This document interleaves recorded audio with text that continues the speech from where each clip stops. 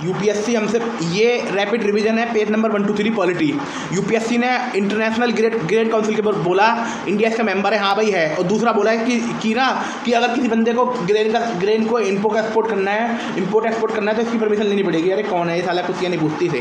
अब एक यूपीएससी ने 2022 में हमसे पूछा यूनाइटेड नेशन क्रेडेंशियल कमेटी के ऊपर पूछा। अब जो यूनाइटेड नेशन क्रेडेंशियल कमेटी है ये भाई यूएनजीए ने बनाई है, क्योंकि ये बहुत नॉर्मल काम करती है, यूएनएससी ने नहीं बनाई, यूएनजीए ने बनाई है। और ये हर टाइम काम करती रहती है। और कोई भी रिपोर्ट आप भेजोगे तो उसमें असेंबली में यूएनजीए में तो पहले ये रिपोर्ट को वेरीफाई कर लेगी। अब गल्फ काउंसिल के ऊपर पूछा कि कौन कौन मेंबर है इसके, ये एक मेंबर कौन सा नहीं है, ईरान था, ईरान मेंबर है ही नहीं। अब जो सऊदी अरब, ओमान, कुवैत, ये सऊदी अरब, ओमान, कुवैत इसके मेंबर हैं, बाकी मेंबर आगे पढ़ लेंगे। फिर ये यूपीएससी ने हमसे वो पूछा Indo Pacific housing Indo Pacific multilateral housing conference and housing and urban and development के ऊपर पूछा। ये बहुत सिंपल है, इसमें बोला कि और सारी मिनिस्टर सारी मीटिंग हुई है इंडिया में हुई है, पहली मीटिंग इंडिया ने वो करी थी। भाई गलत है ये, अगर मैं बता रहा हूँ इसमें 50-50 तक हो सकता था, या एक होता है या मतलब मैं इसमें इसे 50-50 तक पहुँच जाता है इसमें। देन इंटरनेशनल काउंसिल है, इंडिया इसका मेंबर है, हाँ भाई है। ट्रांसपेरेंसी की बात करता है, रिपोर्ट की बात करता है, इम्पोर्ट एक्सपोर्ट का कोई मैटर नहीं है इसका। यूनिवर्सल पोस्टल यूनियन के बारे बात हुई थी। ये बना था 1874 में बना था, इंडिया इसका मेंबर बना था 1876 में। इसे 150 साल होने वाली है। यूएन की एजेंसी है, हेडक्वार्टर इसका बर्न में, स्विट्जरलैंड में। इंडिया इसका मेंबर है 1876 से। इंडिया का इससे पुराना सिस्टम है, इंडिया का सिस्टम इससे पुराना है ना, और इंडिया का लार्जेस्ट है। अब टेलीकम्युनिकेशन के ऊपर ले लो, अब इसकी एक रिपोर्ट आती है global cyber security index, international telecommunication, UN की एजेंसी है, वो भी यूएन की एजेंसी थी, ये भी यूएन की एजेंसी है। इसका हेडक्वार्टर तुम्हारा जिनेवा में, स्विट्जरलैंड में, उसका बर्न में है। और ये बना था 1865 में, और इंडिया का मेंबर बना है 1869 में। साइबर सिक्योरिटी देखता है, ये साइबर सिक्योरिटी देखता है। और इसने इंडिया को बोला है कि भाई आप टायर 1 में हो, आपके देश में गजब की साइबर सिक्योरिटी है ना। इंडिया टायर 1 में है, ठीक। और इंडिया री इलेक्टेड हुआ है इसकी इंडिया री इलेक्ट हुआ है 2023 से लेकर 2026 तक इसकी काउंसिल के लिए, ठीक है। ये ठीक है भाई, ठीक है। अब United nation office and drug and crime, ये यूनाइटेड नेशन आ गया, तो ये में पता लग गया यूएन की एजेंसी है, 1997 में बनी थी, है ना। और इसने 2000 में एक ट्रांस नेशनल मतलब एक देश में क्राइम किया, दूसरे देश में क्राइम किया, वैसा एक वो है तुम्हारा कन्विक्शन है, उसका नाम है तुम्हारा पेलरामो, उसको भी यही लागू करती है। ड्रग के ऊपर इसी की बातचीत बढ़िया है। ये वर्ल्ड वाइल्ड लाइफ क्राइम के ऊपर भी रिपोर्ट निकालती है। इसका एक प्रोजेक्ट चल रहा है इसमें साउथ एशिया में, SAWEN करके, वो इसी का प्रोजेक्ट है। 2002 में से सार्क एंटी ट्रैफिक करके प्रोजेक्ट निकाला था, है ना। और इसका हेडक्वार्टर वेना में है, ये देख लिया। यूएन की बॉडी है क्राइम टेररिज्म से लड़ने के काम आती है। ट्रांसनेशनल ऑर्गेनाइज क्राइम के लिए पेलरामो कन्विक्शन है। सबसे ज़्यादा कौन सा गांजा यूज हो रहा है? सबसे ज़्यादा यूज हो रहा है तुम्हारा गांजा, फिर तुम्हारा अफीम, फिर तुम्हारा ये कोकीन, नहीं अफीम के बाद तुम्हारा एफ्टामिन्स करके, फिर कोकीन और फिर एक्सटेसी, ये हो रहा है। अब गोल्डन ट्रायंगल की बात आती है। गोल्डन ट्रायंगल में लाओस है, म्यांमार, थाईलैंड है। वो गोल्डन कर्सन में तुम्हारा पाकिस्तान है, ईरान है, अफगानिस्तान है। फिर तुम्हारा वो ट्रिपल फ्रंटियर में आता है ब्राज़ील, अर्जेंटीना एंड पेरुगुवे। और वो यूएन में तुम्हारा कनाडा में ये जो गांजा है लीगल है।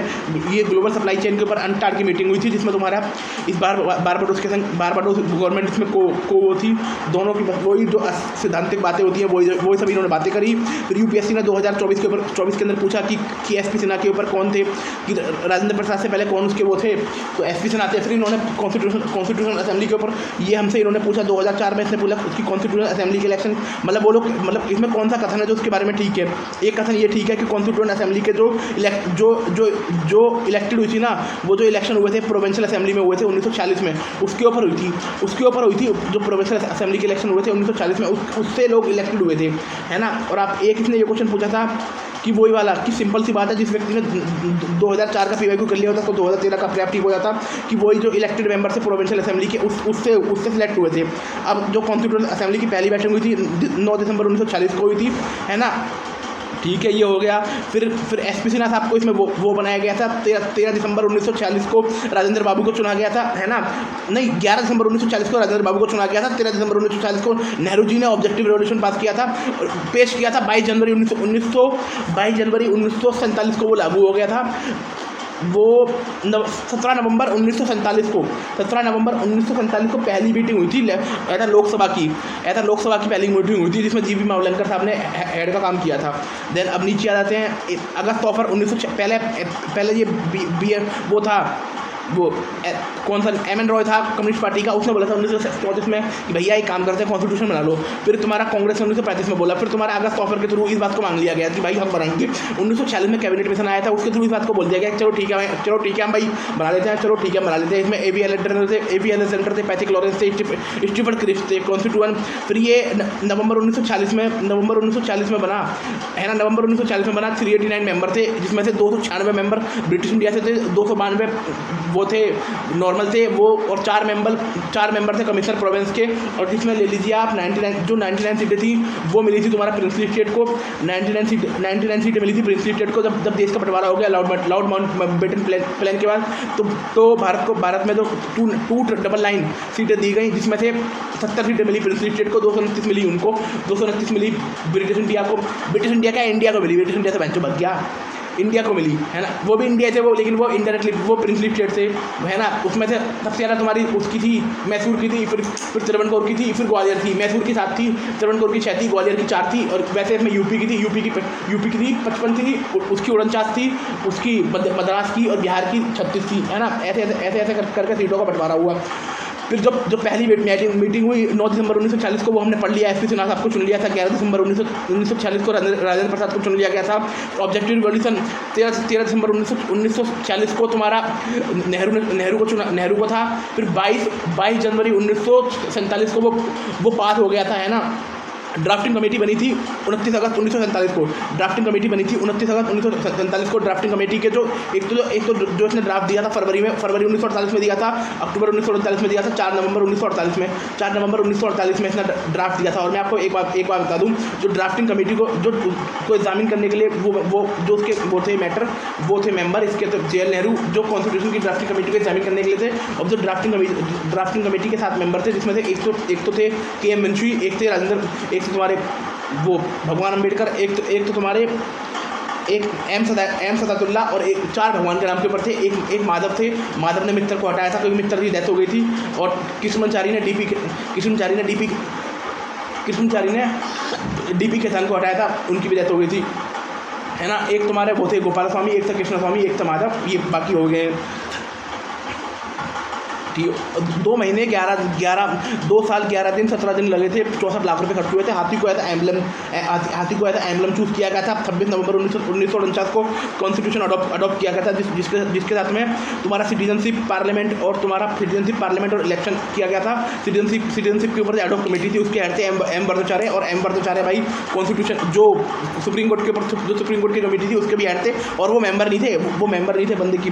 और एक फाइनेंशियल करके कमेटी थी, उसके हेड थे सरकार, वो भी मेंबर नहीं थे। एस.के. दर भी मेंबर नहीं थे, जो लिंग्विस्टिक कमेटी के थे। ये हो गया। 11 महीने एलिफेंट को चुना गया था। ऐसे बी.एन. राव एडवाइज़र थे। H.V.R. अय्यंकर सेक्रेटरी थे। और एस.एन. मुखर्जी तुम्हारा वो थे। एस.एन. मुखर्जी कौन थे? एस.एन. मुखर्जी भाई वो थे ड्राफ्टमैन। एस.एन. मुखर्जी ड्राफ्टमैन थे। प्रेम बिहारी रायजादा कैलीग्राफर थे।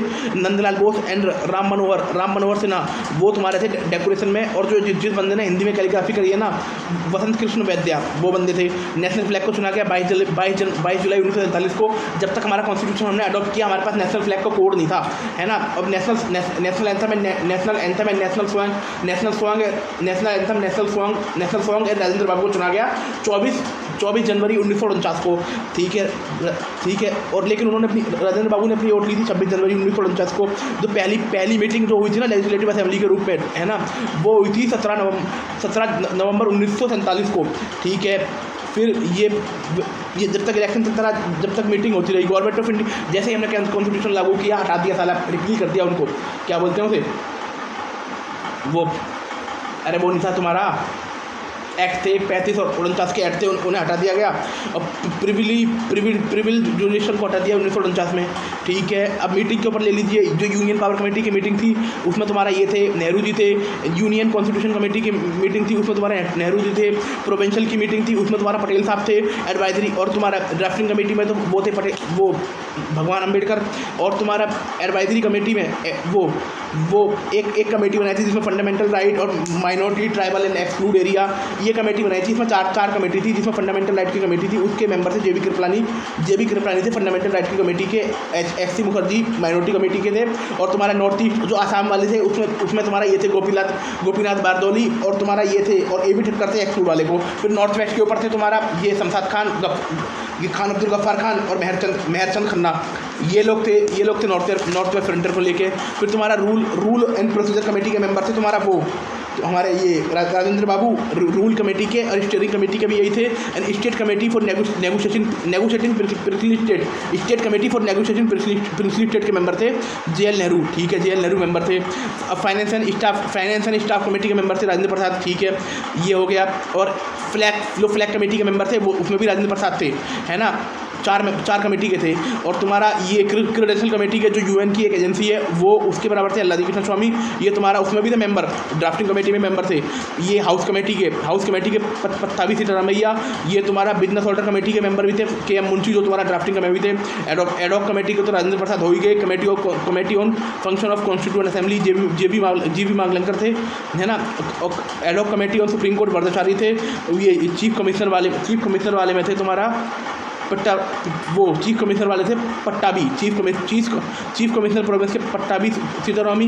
Expert committee on financial provision and union constitution में नल्ली रंजन सरकार ये भी मेंबर नहीं थे कॉन्स्टिट्यूशन असेंबली के। लिंग्विस्टिक कमेटी के थे एस के दर एंड तुम्हारा वो two special committee to examine draft constitution में JL नेहरू थे। एडॉक कमेटी हमने पढ़ लिया, ये तुम्हारा ये थे एस वर्दचारी। प्रेस गैलरी की उषा सेन। फिर हमने ये पढ़ लिया ड्राफ्टिंग कमेटी अम्बेडकर जी और एन गोपाल स्वामी अयंकर की, अल्लादी कृष्ण स्वामी KM मुंशी, मोहम्मद सदातुल्ला, और ये माधव राव ने मित्तर को हटाया था। और तुम्हारे DP केतांगु TT कृष्णमाचारी ने हटाया था। ये कॉन्स्टिट्यूशनल जो वो असेंबली थी, ये एक सोवरेन बॉडी नहीं थी, कैबिनेट पेशन प्लान के बनाई गई थी। पहले 389 सीट थी, फिर जब पार्टीशन हो गया माउंट पेशन प्लान के थ्रू, जब 299 आ गई, 70 सीट प्रिंसली स्टेट को मिली, जिसमें से और 229 सीट तुम्हारा इंडिया को मिली, मतलब वो भी इंडिया ही था। ठीक है, ये हो गया। और सीटों का वो था, पॉपुलेशन के पास बेस था, 1,10,00,000 की एक सीट थी। और जो लोग प्रोविंशियल असेंबली में चुन के आए थे उन्होंने सीट को चुना। 15 मेंबर थे, जिसमें तुम्हारा अमृता कौर थी, और तुम्हारा सरोजनी नायडू थे, विजयलक्ष्मी पंडित थी, सुचिता कृपलानी थी, और तुम्हारा पूर्णिमा बैनर्जी थी, और तुम्हारा वो कमला चौधरी थी, मालती चौधरी थी, लीला रॉय थी, रेणुका रॉय थी, और तुम्हारा वो थी, क्या बोलते हैं उन्हें, मैं बताता हूँ आपको। एक तो दक्षिणी करके थी, एक एन्नी थी, और एक बेगम थी, और एक अम्मा थी, 6 है ना, एक अम्मा थी। ये हो गए। Twist with destiny special session of constitution में दी थी। इस पर जो कॉन्स्टिट्यूशन असेंबली का स्पेशल सेशन था वहाँ पर दी थी। हमारे कॉन्स्टिट्यूशन पहले हैंड रिटन था, प्रिंट का कोई मैटर नहीं था। और जब तक कॉन्स्टिट्यूशन अडॉप्ट किया जब तक हमारे पास वो नहीं थी, तुम्हारा वो फ्लैग कोड नहीं था। अब तुम्हारा वो सिटीजनशिप इलेक्शन ऑफ पार्लियामेंट के वो हमने पहले अडॉप्ट कर लिए गए थे। रिमेनिंग कॉन्स्टिट्यूशन हमने 26 जनवरी 1950 को वो किया गया, नहीं 26 जनवरी 1950 को अडॉप्ट वो लागू किया गया।